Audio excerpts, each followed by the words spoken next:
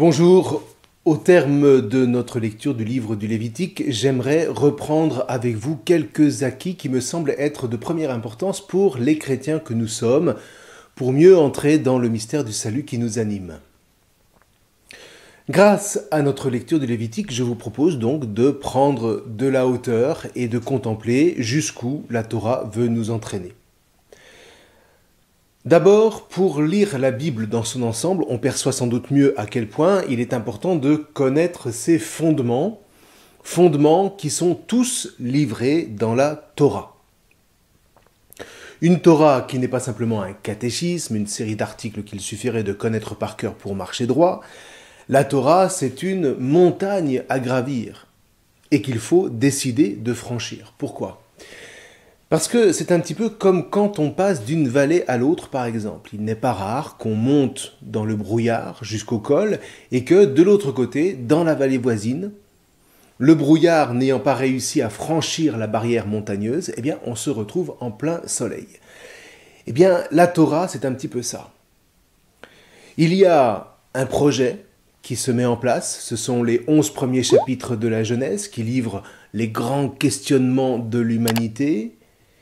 Et puis, quelques hommes perçoivent l'appel de Hachem et décident de se mettre en route. Ils établissent le camp de base, où chacun pourra finir de se préparer. Ce sont les patriarches, toujours dans le livre de la Genèse. Et puis, à un moment, il faut bien commencer l'ascension. Et pour ça, il faut un guide. Et là, se présente Moïse. Alors, ceci dit, tout montagnard sait qu'on ne va pas bien loin si on monte en courant, donc à partir de l'Exode, c'est vrai qu'on a ralenti le rythme de lecture. On s'est arrêté plus qu'auparavant aux mots, aux expressions, un peu comme lorsque le guide nous fait remarquer telle ou telle fleur, tel ou tel animal sur la route, à côté desquels les néophytes, préoccupés à tenir la cadence, passent sans même soupçonner leur existence. Alors évidemment, ça ralentit la marche. Mais ça lui confère une qualité, un sens qui déjà donne de la joie. Alors parfois les couloirs sont un peu escarpés, alors là il faut s'accrocher, comme quand on est resté un peu plus longtemps sur tel ou tel passage difficile. Mais quelle joie là encore de l'avoir franchi avec patience et détermination, parce que dans le fond ça a toujours payé. Toujours est-il que, à force de monter, vient l'approche du sommet. Or, tout alpiniste sait que l'approche du sommet, c'est le moment qui mange le plus d'énergie. Le chemin se fait plus abrupt encore, il y a des crevasses, moins d'oxygène. Il faut enfiler les crampons pour ne pas glisser dans les congères, etc. Il faut aussi s'encorder, parce qu'on est plus fort quand on est ensemble. Et puis, ça construit la solidarité. Eh bien, le Lévitique, c'est le sommet de la Torah. Moïse positionne le grand prêtre en premier de cordée de l'ensemble du peuple qui lui est amarré. Et là, oui, bien sûr, c'est plus dur, on passe dans un autre monde, on est moins à l'aise. Il faut apprendre de nouveaux gestes, envisager un cadre strict sans lequel ça n'est même pas la peine d'imaginer atteindre une hauteur quelconque. On quitte les récits et puis on obéit au guide. Même si on ne comprend pas tout, on obéit. Alors on nous explique les offrandes, et puis les lois de pureté, et puis la loi de sainteté qui fait toucher le sommet, c'est assez formidable. C'est dur, mais on découvre à quel point cette montée nous fortifie, dessille nos yeux sur des aspects de la vie à la lumière d'un ciel que le brouillard n'atteint plus. Et au sommet, le soleil se met à briller de 1000 feux, au point d'ailleurs qu'il faut savoir s'en protéger pour ne pas s'y brûler. C'est exactement ce que met en place le Lévitique. À la fois une ascension formidable, et puis les protections nécessaires pour ne pas se brûler au sommet. Et puis, une fois qu'on y est arrivé, il faut redescendre. Mais évidemment, on ne redescend pas comme on est monté. On est riche d'une expérience qui nous fait regarder l'écriture et le monde sous une lumière plus vive. On rejoint alors l'histoire, on reprend la marche, mais illuminé de l'intérieur. Alors ça ne veut pas dire que tout est désormais facile et qu'on a tout compris, mais enfin, on avance différemment. Et là, c'est le livre des Nombres avec lequel on renoue avec le récit, au moins pour une part. Seulement, quelque part, vous voyez, rejoindre la vallée, eh bien, ça fait peur, tellement on était exalté par la montée et ébloui par le sommet. Et c'est ce qu'on va nous dire. Au moment où Israël aurait pu entrer en terre promise, voilà que le peuple prend peur. Est-ce que Hachem, qui a été un super guide à travers Moïse, va pouvoir nous faire entrer sur cette terre et surtout y demeurer? Israël doute. Si bien que Hachem leur dit, eh bien écoutez, restez donc encore dans le désert pour une génération. Vous n'êtes pas encore prêts à entrer dans l'histoire des hommes et à être une lumière pour les nations. Alors, allons jusqu'au bout de la Torah. Du coup, comme toujours, quand on se retrouve dans l'impasse, eh bien, Israël s'assoit et réfléchit. Il réfléchit à tout ce qu'il a vécu, à tout ce qu'il a appris depuis qu'il est sorti d'Égypte. Et là, c'est le Deutéronome, qui est une sorte de livre bilan, si vous voulez. On reprend tout, et puis on fait mémoire pour consolider les acquis avant de se lancer résolument dans l'aventure au milieu des nations. Suite de quoi le guide disparaît, Moïse n'entrera pas en terre promise. Dès lors, fort de tout ce qui a été mis en place, au peuple de se prendre en main, d'abord avec Josué, puis avec les juges, puis Samuel, puis David, puis Salomon, etc., etc. Et c'est là que l'ascension de la montagne de la Torah va s'avérer payante. On va beaucoup mieux comprendre ce que vit ce peuple de l'intérieur. Lire par exemple l'histoire de David sans la Torah revient à faire de ce roi immense un petit héros de conte de Grimm. Il a vaincu un géant avec sa fronde, super. Mais dans le fond, l'histoire de Jacques et du haricot magique ne raconte-t-elle pas la même chose? Et puis, l'histoire de la rencontre entre Salomon et la reine de Saba. Qu'est-ce qu'on va en faire, à part une super production hollywoodienne avec Yul Brynner et Gina Lollobrigida? En revanche, si on lit ces récits à la lumière de la Torah, alors là, c'est autre chose. Tout prend sens, tout devient plein d'enseignements. On se sent proche de ce peuple, proche de ce qu'il vit, de ce qu'il tente de construire. On vibre avec lui, on pleure avec lui quand il faut partir en exil. On danse avec lui quand il revient, même si c'est très petit. Et puis surtout, on voit peu à peu se profiler le moment de la venue du Messie attendu.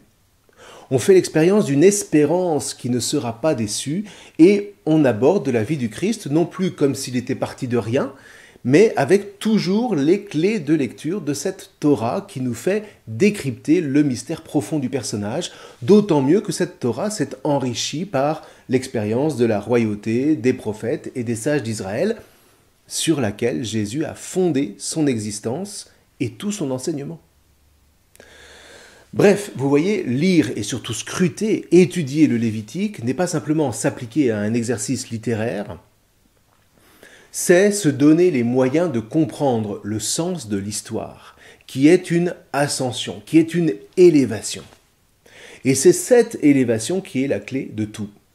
Une élévation charnelle qui se vit dans le concret des offrandes, jusqu'à celle du Christ sur la croix. Lire la Passion sans le Lévitique, eh c'est comme manger du foie gras en se disant que c'est du bon pâté de foie, sans plus. Et puis c'est priver sa propre histoire de cette inscription dans l'élévation qui commande tout notre être chrétien, qui motive les choix éthiques, qui nous fait nous engager dans le monde d'une manière que le monde lui-même, ignorant de la Bible, ne comprend pas. Pourquoi les chrétiens ne font-ils pas comme tout le monde ? Chercher à s'enrichir, à posséder toujours plus, à s'en sortir par soi le mieux possible, quitte à écraser et à rendre les autres esclaves. Eh bien simplement parce qu'en écoutant la Torah, en la travaillant, les chrétiens l'ont inscrit dans leur chair. Et ils ne peuvent plus seulement se contenter de survivre. Le chrétien, mieux que quiconque, sait que le projet de Hachem est celui de l'élévation de tous. Il vit charnellement cette élévation comme un chemin de liberté personnelle extraordinaire, inimaginable. Un chemin de libération, un chemin de joie, un chemin de paix et d'amour qui n'a rien à voir avec les dédales dans lesquels, en définitive, se perdent des Nietzsche, des Sartre, des Onfray ou n'importe quel philosophe qui se gargarise d'avoir tout compris et toujours tout systémisé. Dieu et la religion y compris. Sauf qu'il reste incapable d'ouvrir aux hommes des chemins charnels comme seul Hachem est capable d'en ouvrir, à travers la lumière et la puissance de l'amour, du don de soi et du pardon librement consenti. Or, encore une fois, c'est dans le Lévitique que toute cette dynamique d'élévation se met en place. C'est proprement jouissif. Et un chrétien devrait lire et relire ce livre essentiel de la Torah, ce livre central par lequel, on le comprend mieux maintenant, tout garçon juif commence sa formation dès l'âge de 4 ans. Le livre du Lévitique est proprement le livre des montées. Ça nous a été dit et redit dans tous les sens, que ce soit explicitement ou caché dans le texte. Cette élévation est vraiment, j'espère que vous le sentez, le maître mot de tout ce livre, raison pour laquelle il est certainement le plus spirituel de tous les livres de la Torah. Vous voyez, qui l'aurait cru en commençant l'étude? Et vous voyez, en essayant de tenir à la fois cette dimension charnelle et spirituelle, eh bien, on a touché à ce qu'on appelle la théologie de la nature et de la grâce, à savoir ce rapport subtil entre ce que Hachem est en droit d'attendre de l'homme et ce que l'homme est en droit d'attendre de Hachem. Hachem seul peut élever, mais il n'élève que ce que le peuple d'Israël a purifié dans sa chair.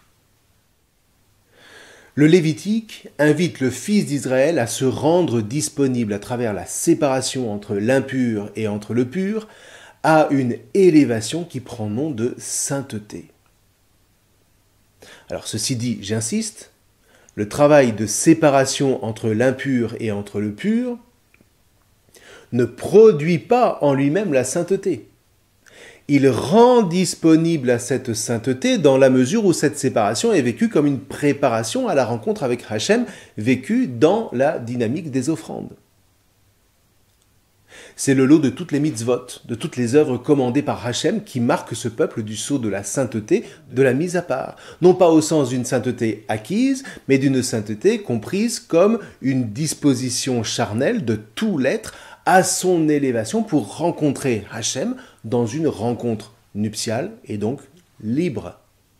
Libre du côté de l'homme, libre du côté de Hachem. Alors ceci dit, on n'est pas au bout du voyage après la lecture du Lévitique, dans la mesure où l'histoire va peu à peu nous montrer que pour faire ce travail, eh bien, la chair a besoin d'être habitée par l'Esprit Saint, et pour ça de s'unir à la chair du Christ, ce que produira le baptême en nous, ouvrant le chemin du salut, c'est-à-dire en donnant à notre chair de se mettre en travail de façon à ce que nous nous rendions disponibles à notre élévation. Non pas comme un dû, mais comme une grâce.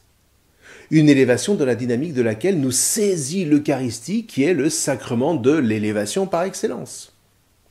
Raison pour laquelle la pensée chrétienne est tout entière analoguée sur la personne du Christ. Le Christ est notre pensée analogique, qui se greffe sur la pensée analogique du Mishkan, puisque en Christ s'accomplissent toutes les offrandes dont Moïse nous a révélé la portée infinie. Tout en nous doit être pensé en termes d'élévation par le Christ, avec le Christ et en Christ. Ce qui signifie que le Lévitique, en nous attachant au Mishkan par le Christ, en qui nous reconnaissons le temple véritable, nous enracine prodigieusement dans la dynamique même qui a vu naître le peuple de Hachem. Une racine qui ne disparaîtra pas, que le Christ ne vient pas abolir, mais accomplir. Soyez saints, car moi, je suis saint, est une dynamique formidablement joyeuse qui nous fait aspirer légitimement à la suite des fils d'Israël à qui nous devons tout, de ce point de vue, aux noces éternelles. Une aspiration, un désir qui se vérifie, qui s'authentifie dans notre chair, encore une fois, dans l'obéissance au commandement du Christ. En se rappelant toujours que cette obéissance ne produit pas le salut, qui lui n'est le fruit que de la grâce à laquelle cette obéissance nous rend disponibles. Écartez-vous, dit Moïse dans le Lévitique, de tout ce qui porte la mort. Plongez, demeurez par une vie de discernement qui touche les dimensions les plus charnelles de votre existence, comme le repas ou les relations conjugales, dans le mouvement de vie. Alors la grâce pourra agir. Telle est la joie chrétienne qui procède de la joie d'Israël par le Christ. Une joie, par exemple, dont le mariage est le signe. le sacrement formidable qui fait vivre un homme et à une femme dans leur identité et dans leur liberté propre fondée en Christ, donc à travers leur sainteté, ce qui est promis à la fin des temps dans la rencontre du peuple de Dieu avec son Seigneur. Voilà. Alors on pourrait dire des tonnes et des tonnes d'autres choses, mais on va s'en tenir là. Reste néanmoins une question, et non des moindres, qui jaillit au terme de ce livre. Avons-nous, vous et moi, le désir d'être élevés? Non pas seulement une velléité, mais un désir qui s'inscrit dans notre chair. Élevés non pas pour satisfaire nos pulsions, non pas pour être au-dessus des lois, mais pour l'honneur, pour la responsabilité, pour la noblesse du sacrifice que représente le fait de donner sa vie pour l'autre et qui qualifie la seule et véritable liberté. C'est un choix, mais un choix essentiel, celui de la vie éternelle. Soit je suis préférentiellement tourné vers les autres jusqu'à l'oubli de moi, et je serai alors disponible à des relations éternelles qui rendront libre. Je ne serai pas tenté de mettre la main sur ceux avec qui je partagerai cette vie, à commencer par Hachem. Soit je suis préférentiellement tourné vers moi jusqu'à l'oubli des autres. Les autres ne m'intéressent que s'ils m'apportent une satisfaction, faute de quoi ils disparaissent de mes préoccupations, et alors là, bien, je serai indisponible à des relations éternelles qui ne supportent que la liberté des parties.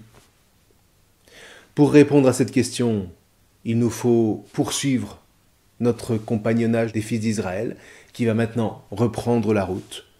Nous verrons cela la prochaine fois. Je vous remercie.